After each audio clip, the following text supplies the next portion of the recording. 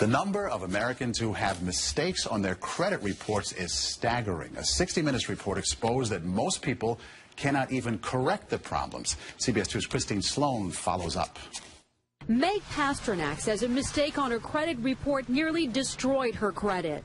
We had to present so much documentation to say this wasn't ours, and then we still had to pay something to get rid of it. Pasternak says it took months to resolve the problem. You feel kind of helpless because they got you under the gun if you need to get a new car or a house or for anything. Pasternak is not alone in her frustration. A new government study finds up to 40 million Americans have mistakes on their credit reports. But an investigation by Steve Croft on 60 Minutes finds most people get nowhere trying to correct an error. Ohio's Attorney General tells Croft that is a clear violation of a federal law. The federal law says that if you believe that there is a mistake, you can go to them and they have an obligation to do a reasonable investigation.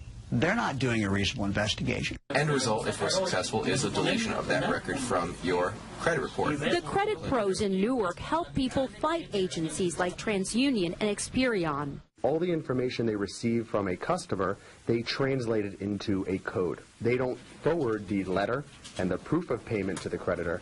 They just forward the 3-digit code. So the best way to protect yourself? Go directly to the creditor rather than going to the credit bureau themselves. Another good habit to get into, check your credit report periodically to make sure there are no changes.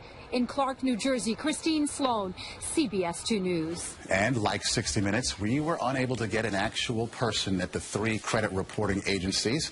60 Minutes was referred to the spokesperson for the agencies, who provided a statement citing an industry-sponsored survey that showed 95